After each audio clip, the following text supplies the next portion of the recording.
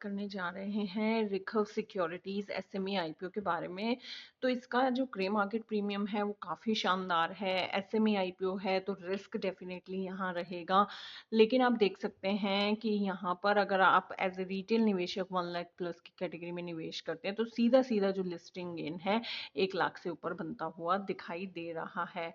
तो ये ऑलमोस्ट 100% का ग्रे मार्केट प्रीमियम है, तो काफ़ी शानदार इसकी लिस्टिंग पॉसिबल है। क्लोजिंग डे पर काफ़ी शानदार परफॉर्मेंस रही है इसकी। ओपनिंग डे पर ही काफ़ी अच्छा ग्रे मार्केट प्रीमियम था और बीते 3 दिनों से इसका ग्रे मार्केट प्रीमियम में अच्छा खासा इजाफा देखा जा रहा है। और सब्सक्रिप्शन स्टेटस पे भी अगर नज़र डालें तो काफ़ी शानदार है यहाँ पर। क्यूआईबी में नंबर ऑफ शेयर्स ऑफर्ड थे 19 लाख और बिड्स जो आई हैं वो आई हैं 33 करोड़ 41 लाख शेयर्स की। और यहाँ पर जो बिड अमाउंट है वो है 28 करोड़। और यहाँ पर जो टोटल शेयर्स ऑफर थे वो थे 68 लाख और यहाँ आए हैं 211 करोड़ 31 लाख शेयर्स की बिड। आप जस्ट इमेजिन कीजिए कि कितना बड़ा ये नंबर है। 18,000 करोड़ यहाँ पर मार्केट इस कंपनी को इसके फाइनेंशियल्स पर देने के लिए तैयार है। तो ये देखिए काफ़ी अच्छा खासा प्रीमियम यहाँ पर इस पर्टिकुलर आईपीओ का, इस छोटी सी एसएमई कंपनी का यहाँ देखने को मिल रहा है। और अच्छे खासे आप देख सकते हैं एंकर इन्वेस्टर्स की यहाँ पर एंट्री हो चुकी है। काफ़ी अच्छा खासा यहाँ पर रुझान जो है वो यहाँ पर देखा जा रहा है एंकर इन्वेस्टर्स की साइड से भी। और अगर आप नज़र डालें तो बीते 2 दिनों में यहाँ पर जो क्यूआईबी निवेश है वो बिल्कुल भी नहीं आया था, लेकिन इसकी क्लोजिंग डेट पर 170 टाइम्स जो है यहाँ पर ये जो सब्सक्रिप्शन है वो आया है। सबसे ज़्यादा यहाँ पर स्मॉल एचएनआई कैटेगरी में और रिटेल निवेशकों की तरफ से भी अच्छा खासा यहाँ पर जो है सब्सक्रिप्शन देखने को मिला है। तो अगर ये आईपीओ अलॉट हो जाता है तो डेफिनेटली आपके पैसे जो हैं एक ही दिन में डबल होने वाले हैं लिस्टिंग डे पर। और काफ़ी शानदार इसकी लिस्टिंग डेफिनेटली एक्सपेक्ट की जा रही है।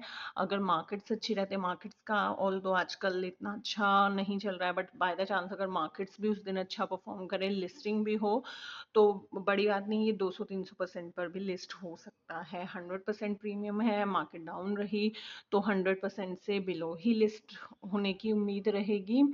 क्योंकि बीते कुछ समय से ट्रेंड यही चल रहा है। आईपीओज का अच्छा खासा प्रीमियम है, बट अपने प्रीमियम से थोड़ा कम पर उनकी लिस्टिंग देखने को मिल रही है।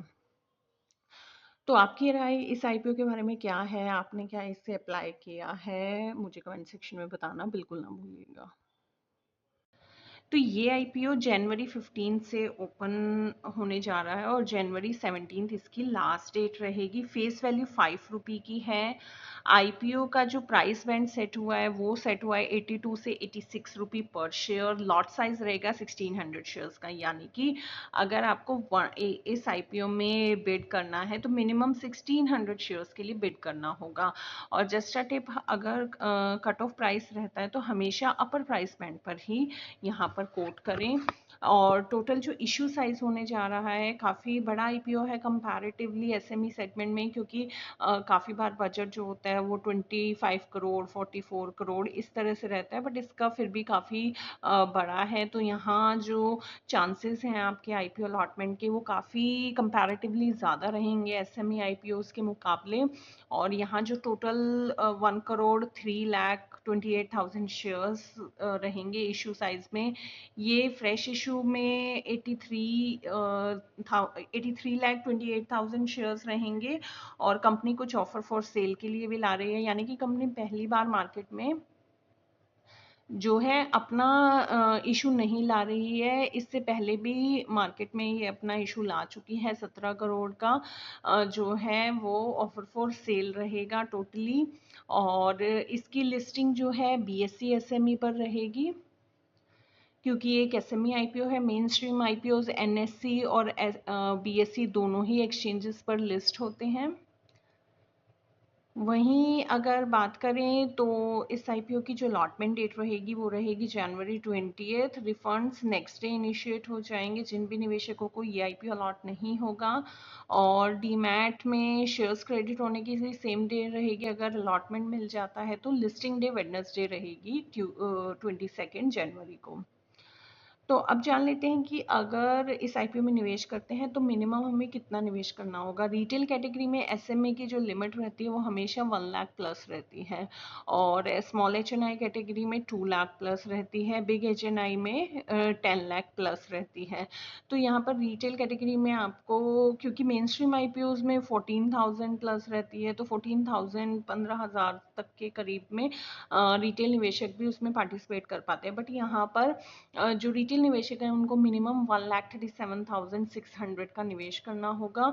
वहीं एचएनआई निवेशकों को 2,75,200 का यहाँ निवेश करना होगा। और अगर वहीं बात करें तो अच्छा खासा कंट्रोल यहाँ प्रमोटर्स के पास दिख रहा है। 90% यहाँ पर होल्डिंग जो है वो प्रमोटर्स के पास है।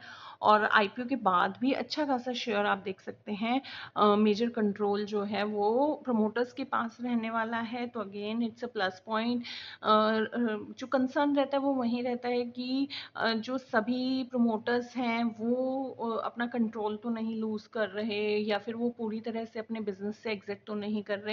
क्योंकि जब भी कोई प्रॉफिटेबल यूनिट नहीं रहती है या फिर प्रमोटर संभाल नहीं पा रहे हैं, तभी प्रॉफिटेबल यूनिट से कोई भी एंटिटी, चाहे वो निवेशक हो या प्रमोटर हो, वो एग्जिट करते हैं।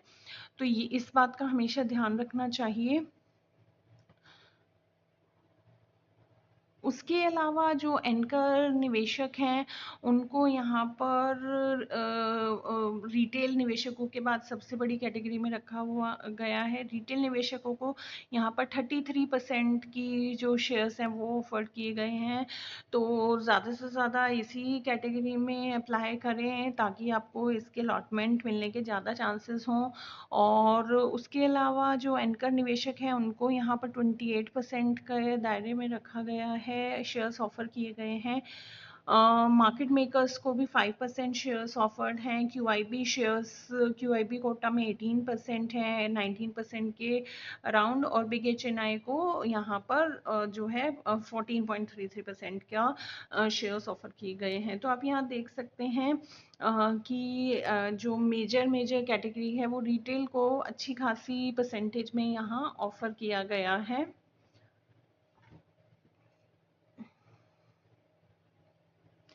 तो यहाँ पर जो रिकव सिक्योरिटीज़ है वो 25 करोड़ जो है वो एंकर इन्वेस्टर्स से रेज करने जा रहा है। और बिड डेट जनवरी 14 थी और शेयर्स 29,20,000 थे जो कि ऑफर किए जा चुके हैं। अलॉटमेंट लेटर जो है एंकर निवेशकों का वो आ चुका है। तो एंकर निवेशकों पर भी ये काफ़ी हद तक डिपेंड करता है कि जो प्रॉपर जीएमपी है वो कितना बढ़ता है। क्योंकि एंकर इन्वेस्टर्स के आने से, क्यूआईबी निवेश आने से हमेशा जीएमपी में एक अच्छा खासा उछाल देखने को मिलता है।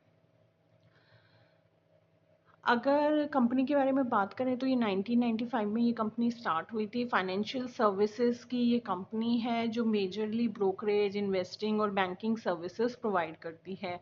Company majorly as a stock broker SEBI पर रजिस्टर हुई थी और ये बीएससी की और एनएससी और एमसीएक्स की मेंबरशिप होल्ड करती है। क्योंकि कंपनीज को हमेशा लाइसेंस लेने होते हैं इन तीनों एंटिटीज से, तो वो लाइसेंस इन्होंने तीनों एक्सचेंजेस से लिए हैं। और जो मेजर सर्विस ये कंपनी प्रोवाइड करती है, equity broking, cash deliveries, intraday trading, future and option segment में मेजरली ये कंपनी डील करती है। तो आप क्लियरली कह सकते हैं कि ये एक ब्रोकरेज फर्म है, ब्रोकरेज हाउस है, और हर तरह की ट्रेडिंग में ये कंपनी डील करती है। लेकिन बात जो आती है मेन आती है फाइनेंशियल्स पर। तो यहाँ देखें तो एसेट्स अच्छे खासे यहाँ एसेट्स इंक्रीज हैं, स्टेबिलिटी और ग्रोथ यहाँ क्लियरली विजिबल है। रेवेन्यूज़ कंपनी के काफ़ी इम्प्रेसिव हैं, एक अच्छी परसेंटेज से यहाँ रेवेन्यूज़ लगातार बढ़ते हुए दिखाई दे रहे हैं। प्रॉफिट आफ्टर टैक्स भी काफ़ी अच्छा है। कंपनी अपने ऑपरेशन से, कोर ऑपरेशन से अपना रेवेन्यू जनरेट कर पा रही है और अपने खर्चे निकालने के बाद उससे अच्छा खासा प्रॉफिट भी बना पा रही है। तो हमेशा प्रॉफिटेबल बिजनेस पर कंपनी जो मार्केट है उसमें निवेशक जो हैं पैसा लगाने के लिए हमेशा तैयार रहते हैं। तो ये एक काफ़ी बड़ी वजह है इस कंपनी में अच्छे खासे ग्रे मार्केट प्रीमियम की। नेटवर्थ भी देखें तो काफ़ी अच्छा है, रिजर्व्स एंड सरप्लसेस भी अवेलेबल हैं। कंपनी पर बोरोइंग्स भी यहाँ अच्छी खासी बढ़ती हुई दिखाई दे रही हैं। अगर कंपनी के मेजर जो एंकर इन्वेस्टर्स हैं उनकी बात करें तो यहाँ हम देख सकते हैं कि एंकर इन्वेस्टर्स को इस प्रोपोर्शन में यहाँ पर अलॉटमेंट दिया गया है। तो ये सभी शेयर्स हैं इंडिया इक्विटी फंड, और इस तरह से काफ़ी सारे आप देख सकते हैं। ये सभी एंकर निवेशक जो हैं इसमें आए हैं और उनको नंबर ऑफ शेयर्स इस तरह से अलॉट हुए हैं। तो ये 100% जो है इन्वेस्टर प्रोपोर्शंस बताया गया है।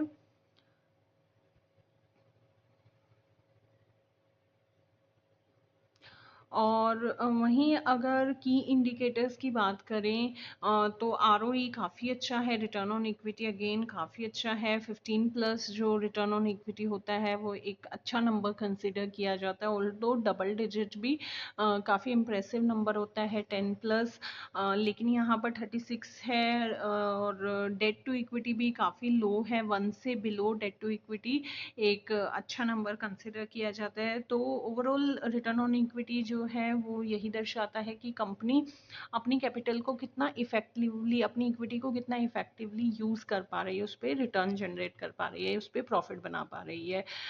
ईपीएस भी काफ़ी इम्प्रेसिव है। तो ओवरऑल जो इंडिकेटर्स हैं, जो केपीआईज हैं, वो यहाँ पर बहुत साउंड नज़र आ रहे हैं। फाइनेंशियली कंपनी काफ़ी साउंड है और debt to equity ratio below है। तो ऑलमोस्ट डेट फ्री कंपनी से हम कह सकते हैं। डेट ऑल्दो बड़ा है बट इक्विटी के मुकाबले डेट बहुत कम है। तो ये अगेन काफ़ी साउंड यहाँ पर जो है नज़र आ रहा है। और अगर बात करें